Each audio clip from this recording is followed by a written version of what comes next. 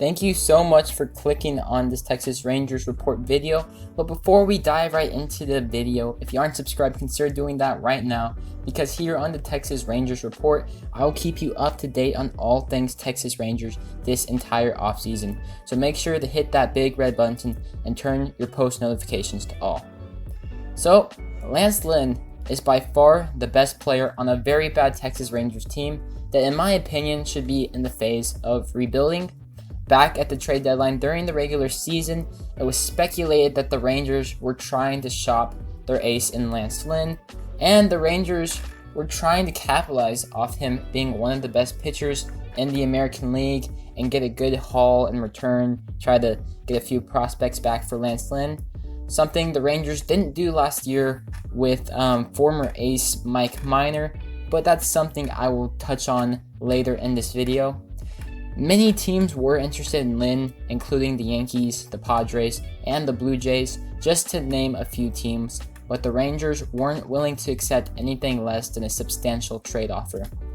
Because Lynn did not get traded during the season, all eyes will shift to this year's winter meetings, as Lynn is arguably the top trade chip after coming off another ace of a season with a whole another year of club control remaining before he hits the open market.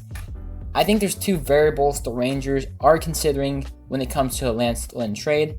Number one being, are the players the Rangers getting back good enough to move the franchise around in the right direction while also losing the veteran leadership of Lynn?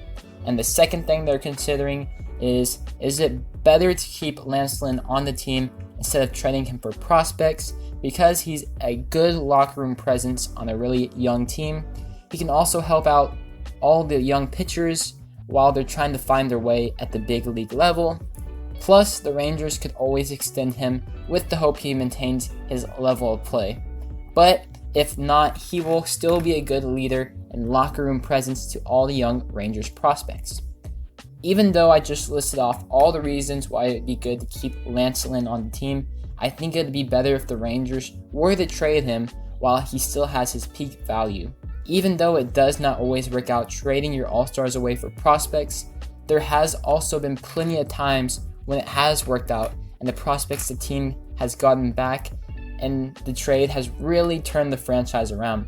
The first trade that comes to mind is whenever the Tampa Bay Rays sent their so-called ace Chris Archer to the Pittsburgh Pirates for outfielders Austin Meadows, right-handed pitcher Tyler Glasnow, and right-handed pitcher Shane Baz. Baz has yet to reach the major leagues, but both Meadows and Glasnow played huge roles in getting the Rays to the World Series this year. And I think the Dodgers keep on showing us that a strong farm system with a lot of depth can take you a long way, aka winning a World Series this year or going to the World Series back to back to back. So I think that's a really good representation right there.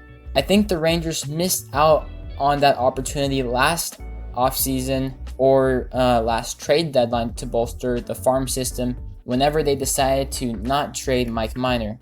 Because Minor at the All-Star break was pitching well and he could have easily netted the Rangers one or two top 100 prospects because he still had a year of team control remaining at the trade deadline, or even if they trade him at the off season. But in order for the Rangers to bolster their farm system with a Lance Lynn trade, they could look at two teams in the New York Yankees and the San Diego Padres.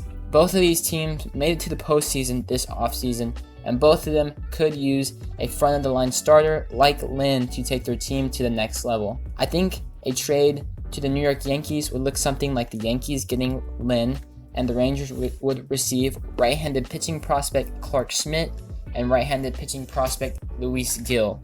And if you guys want to see more about their scouting reports, I'll have the prospect scouting reports in the description down below.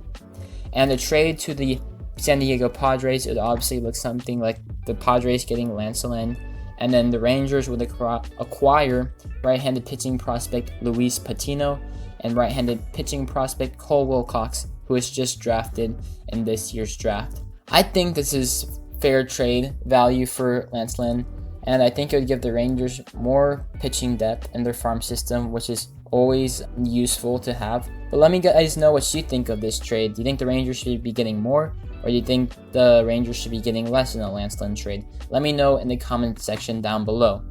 And that just about wraps up this video. If you liked the video, please give it a thumbs up down below.